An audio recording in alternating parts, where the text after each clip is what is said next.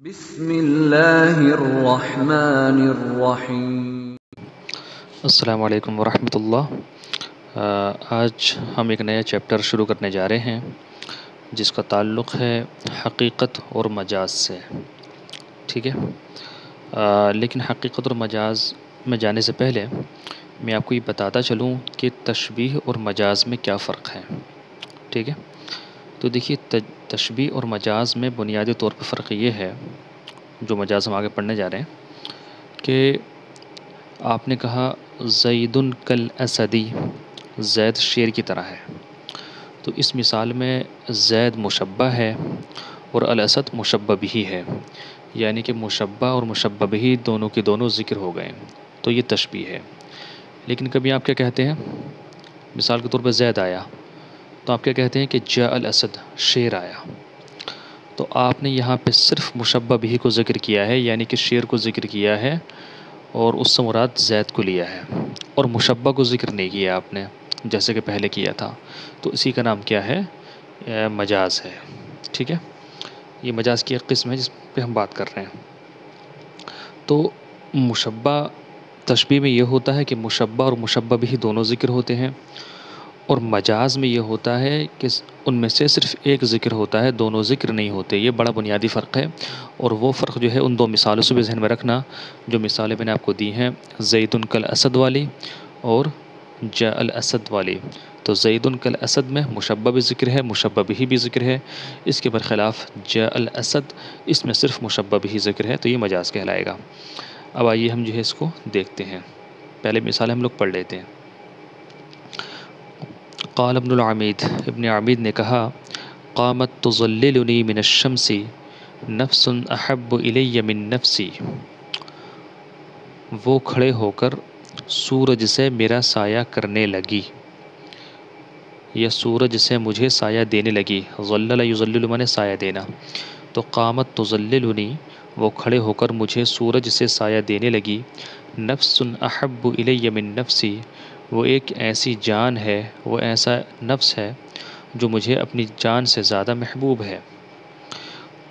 اب نیچے آئیے، قامت تظللنی ومن عجب، وہ کھڑے ہو کر مجھے سایہ دینے لگی، ومن عجب، اور تعجب کی بات ہے، شمس تظللنی من الشمس، کہ ایک سورج مجھے دوسرے سورج سے سایہ دے رہا ہے، تو ایک سورج مجھے دوسرے سورج سے سایہ دے رہا ہے۔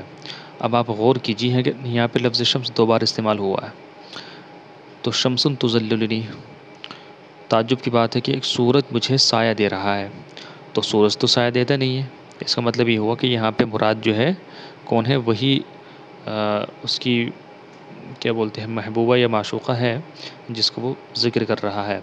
تو پہلے والے شمس سے مراد جو ہے وہ اس کی ممدوحہ ہے، یعنی کہ شمس بول کر کے سورج کا حقیقی معنی مراد نہیں ہے، بلکہ شمس بول کر کے یہاں پہ وہ ممدوحہ مراد ہے جس کے بارے میں وہ بات کر رہا ہے نا۔ لیکن آپ غور کیجئے، یہاں پہ شمسن کے ساتھ جو ہے مشبہ کا ذکر نہیں کیا، صرف مشبہ بھی کا ذکر ہے، تو یہ مجاز کہلائے گا۔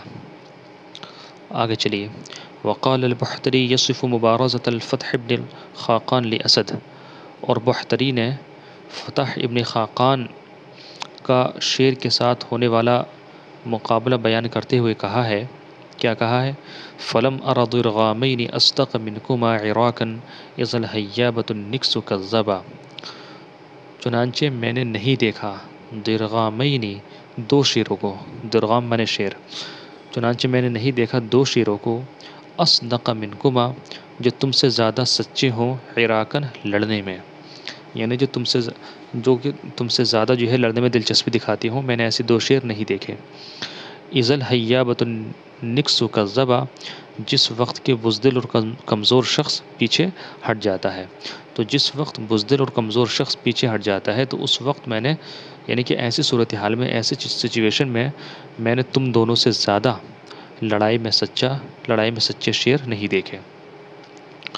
اب نیچے آئیے، حزبر مشا یبغی حزبرن، ایک شیر دوسرے شیر کی تلاش میں نکلا یا چلا، وہ اغلب من القوم یغشا باسل الوجہ اغلبا، اور قوم کا شیر یغشا ڈھانپ رہا ہے بہادر چہرے والے شیر کو.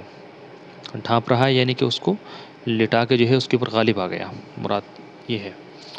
تو کہہ رہے ہیں کہ اور شیر جو ہے ایک دوسرے شیر کی تلاش میں چلا، اور قوم کا شیر یغشا ڈھانپ رہا ہے، چھپا رہا ہے بہادر چہرے والے شیر کو، باسر الوجہ بہادر چہرے والے شیر کو.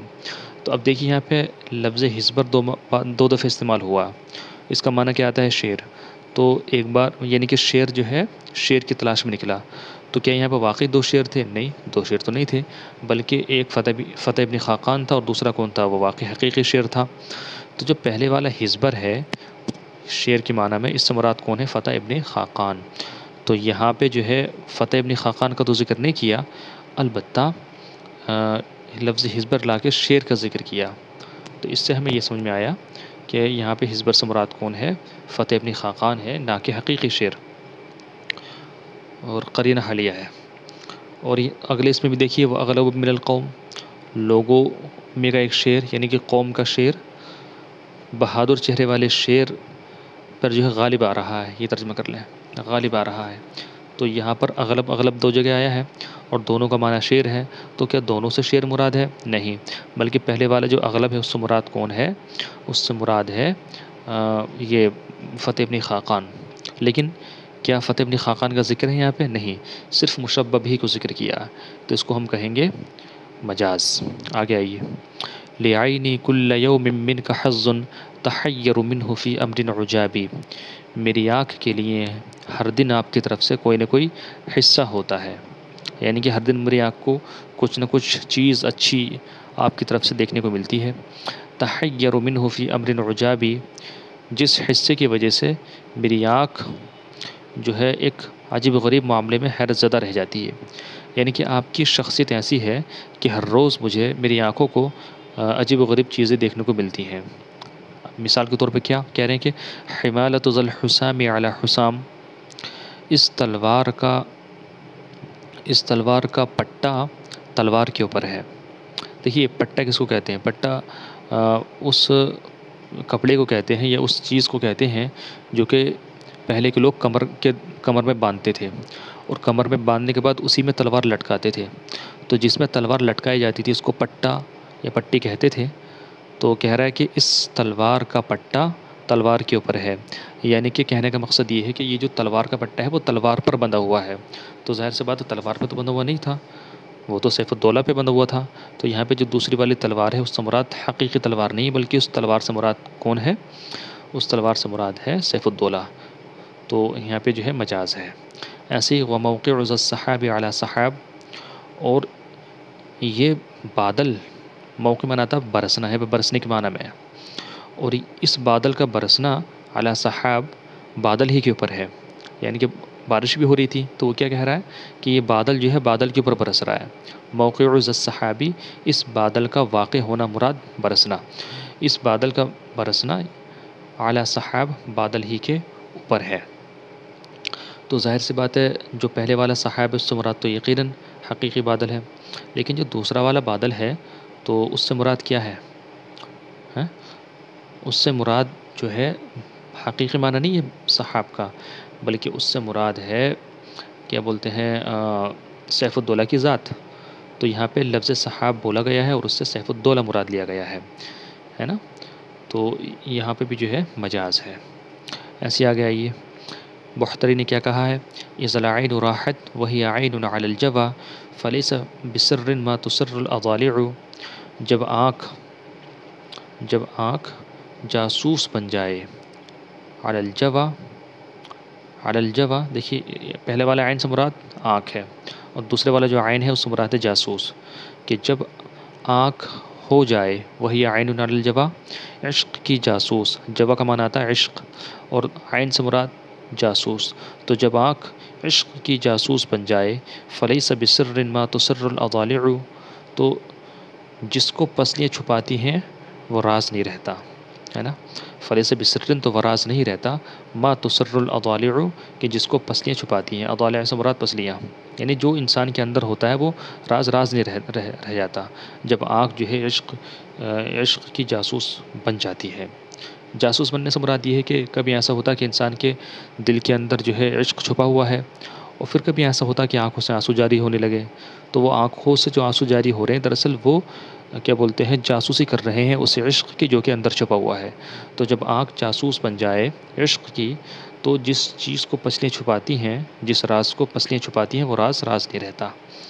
تو یہاں پہ پہلی والے عین سے تو عین کا حقیقی معنی مراد ہے، لیکن جو دوسری والی عین ہے اس سے مراد عین سے مراد آنکھ نہیں ہے، بلکہ اس عین سے مراد کیا ہے؟ جاسوس۔ تو یہاں پہ عین بول کے جاسوس کو معنی مراد لیا گیا ہے انشاءاللہ۔ تو یہ جو ہے کچھ ایک اجمالی سا تصور آپ کے ذہن میں تھا جو میں مجاز کے تعلق سے لانا چاہ رہا تھا، اور انشاءاللہ ڈیٹیل میں ہم چیزوں کو پڑھیں گے آگے چل کے۔ السلام علیکم۔